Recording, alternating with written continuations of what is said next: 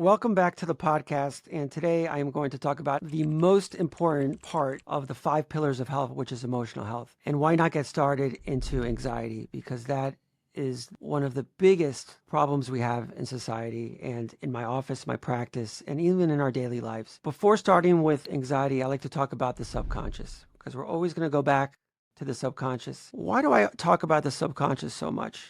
It's because 90 to 95% of our life is automated. You're going to hear that again, automated. So we spend most of our time trying to change patterns on our consciousness. 95% of our life is subconscious behavior. We are not aware of 95% of our life. We've discussed at length that 0 to 7 years old, you've recorded patterns and behaviors. Those patterns and behaviors have been downloaded. When you get into a danger situation, the brain goes to these patterns because we don't know better, and we learned these patterns usually from our parents or in our environment. So when you have a shutdown mode or a feeling of anxiety, you go to that pattern that was downloaded. And those patterns get reinforced as you get older, and those networks of efficiency get fired very easily. They just light up very easily when you were younger. That's why it all starts in your subconscious. There's 2 major points that I want to talk about. The first one is safety and security. We want to be safe and secure because in anxiety, you're going to see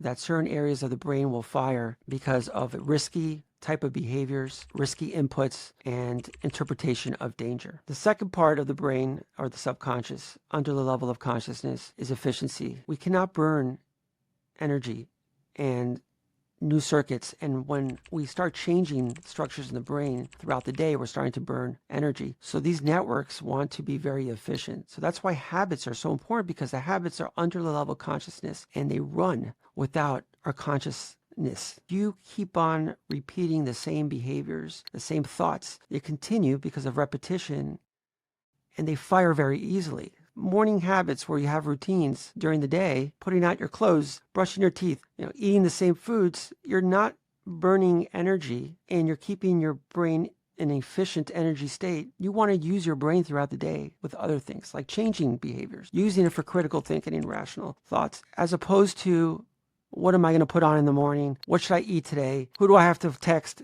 Organization and habits with repetition is going to save energy. So that's kind of the background on almost everything in neurology, and in my program is working on the subconscious. The brain learns by conditioning. Once it conditions, it gets wired. When we get into anxiety and you develop an anxiety attack while driving, the brain says driving and anxiety are paired, we become conditioned. The other thing the brain wants to do is prediction. So the brain is a predicting machine. So we get prediction errors, and that's how we develop biases, and that's how we develop beliefs. So when we repeatedly are predicting some behaviors, and we're predicting what's going to happen, and it comes through, then we start believing. And the brain doesn't want to start processing all this new information. It wants to take that information very quickly, efficiently, process it, and behave and act a certain way. So that's why, it's important to understand how the brain works, because we're predicting and we're learning. So over time, you want to learn how to be consciously aware of it, light up those networks,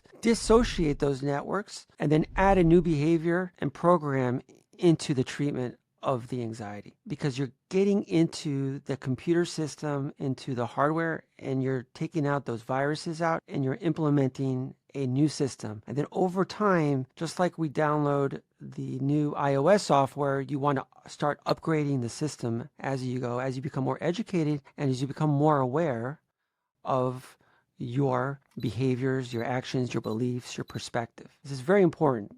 You got to start learning how to have introspection and understand why you're feeling a certain way. The hottest topic now is anxiety. When you hear a person talking, specifically my patients, when they're talking to me and they say, I have general anxiety disorder, I have panic attack disorder, you're automatically labeling yourself. The word automatically is open up your subconscious and firing those networks again, because you become that person. What you want to do is you want to become a witness and observer. That's the most important thing if you're going to get out of a lot of these things, is becoming a witness and observer. Let me give you an example. When your heart is racing, you say, my heart is racing. I feel my heartbeat racing. When you feel something in your stomach, you say, my stomach is hurting. You're taking ownership of those organs. And then when you say, I'm anxious, then all of a sudden you say to yourself, I'm anxious, but your brain is anxious, but your brain's an organ too. Why are you saying to yourself, I'm? And then these organs in your body are not you, it's separate. The key is to start looking at that statement and say, wait a minute, my brain is telling me I'm anxious. My body is feeling that I'm anxious. I'm feeling the symptoms of anxiety. Hold on, let's take a break here. Let's see what's going on here.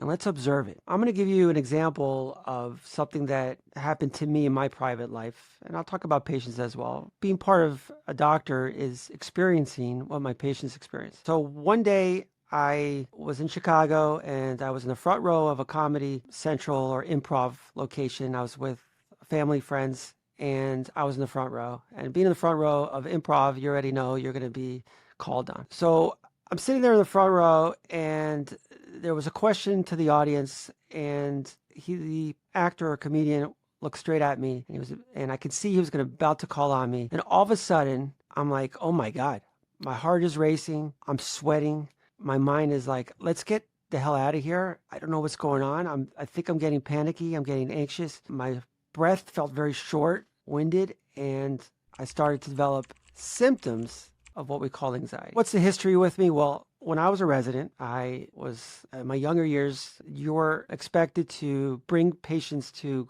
what we call grand rounds. And in neurology, since it was very hands-on field of medicine, we actually wheeled the patient towards an auditorium. We would have to present as a resident to the attendings or the chairman of the department everything about that patient. Not only that, whatever that patient had, you would be asked all those questions. And even if I wasn't wheeling that patient, if I was out in the area where, the chairs or in the stands, I'd get called on. For some reason, Resnick was always called on. I used to study ahead of time. I used to study the patient ahead of time. And if somehow the doctor found something about the patient or about the topic of the patient that I was going to get wrong, and I got embarrassed. So I used to get major feelings of anxiety before, of being embarrassed, being shamed. My legs used to shake, and I used to sweat, and I used to get that feeling. So over the years, I become more exposed to it. And with exposure, I became more a presenter, and I took the initiative in my life to become more of a public speaker. I actually love now speaking, and even if I don't get the question right, I'm not shameful. Although my hardwired area of the brain, which is, we'll get into the amygdala, learns by association. So it brought me right back to being a resident. And I was able to feel, as an observer, my pulse going crazy, me sweating, thinking to just rush out. And I said, whoa.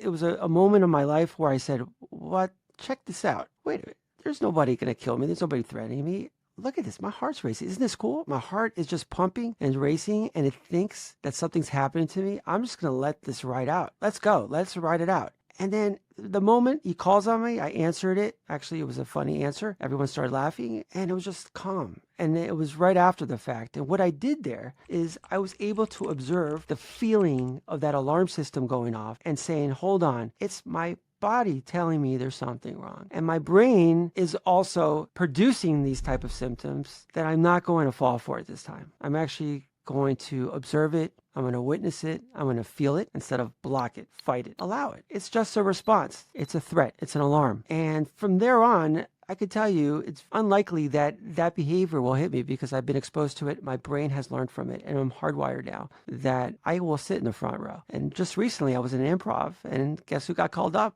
And funny part about that story is that they asked the crowd, who here has habits and behaviors that they do almost every single day? And everyone, the group that I was pointed towards me. I got up and I had the best time. I laughed at myself and I enjoyed it. I have it all on video. It was actually, I enjoyed the night so much as opposed to going there and being worried the whole entire time that they're going to call on you and make you a fool and having shame, because shame or rejection and that feeling of what it feels like the same as somebody threatening you. Your body is responding the same way. The emotion's different. The feeling is somewhat the same. So the key here is to witness it, observe it, be curious about it. Hey, cool, my pulse is pumping. Hey, I'm short of breath. Your regulation of mood is so important because when it comes to anxiety, you got little things where you become sensitized. What I mean by sensitized is that your nervous system is getting little hits. And once it hits, after it accumulates, hits, it turns on. And when it turns on, you develop symptoms, and then your brain automatically or many times focuses on the symptoms. So I'm going to give you an example. I like the mnemonic HALT, which is hungry, angry, lonely, tired. Because when you're in those states, that can sense a little bit of agitation and can change your mood. And different times of the day, your mood changes based on hormones. Some people are more morning people. Some people are more late people. Sometimes those coffee kicks in. Everyone has a different mood changes. The thing is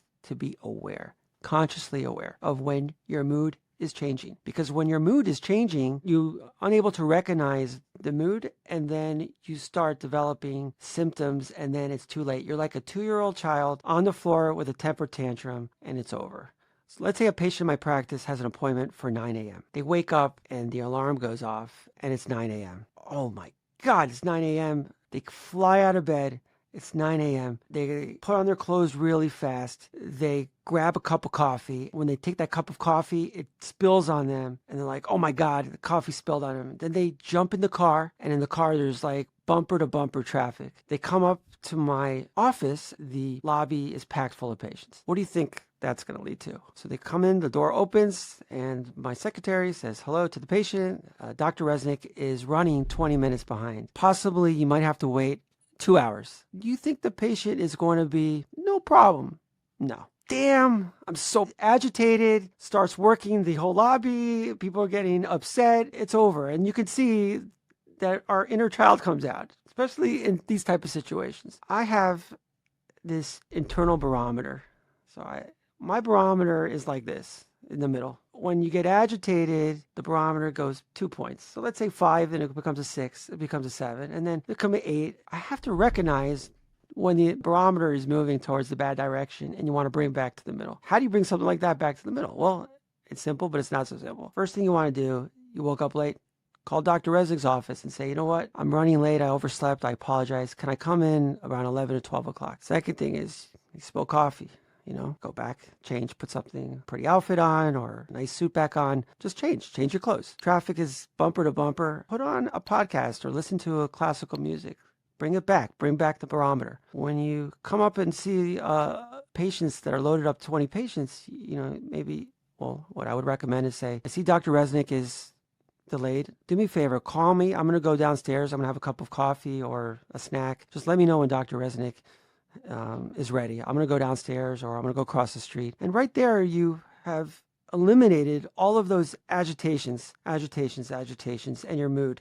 Because if you don't bring it back, some people, once that system turns on, it's over. So recognize it. In our household, we do that. My wife and I, when we speak to each other, we're getting agitated, the kids or whatever it is, or something that didn't go right. We recognize it, we smile, and we bring it back. Bringing it back is so important. Or you could be like a lot of people and just let it loose. And when you let it loose, you're not in control. You're not aware of your emotional system. When we talk about agitation, there is a summation of agitations that occur, and those little hits I was talking about throughout the day or chronically, even patterns and behaviors that you become sensitized. And when I say sensitized, it means it turns on the nervous system, and that part of your brain that's in danger or threatened or needs safety and security, and those programs fire up, and that can lead to anxiety. Your brain in general can not work in a stressful situation.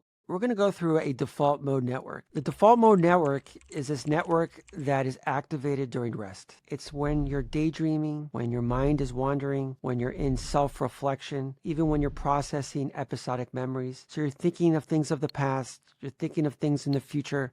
You are in daydream state. Why is that important? It's because that default mode network is where you have your thoughts and a lot of your worries. And that's your baseline network. It's the default network. So when you look at that network, it is so important to deactivate it and strengthen your consciousness and your awareness and remove yourself from all of the things in the future and from the past. Because when that network is overactivated, that is seen in anxiety and depression disorders. You get into meditation and the meditators. It's well known that meditators over time, when they become well trained in meditation it quiets that network down and you become more mindful, active in your present. And we're going to get into being present because that's going to take away all of this worry and all of this feel of when you get very anxious.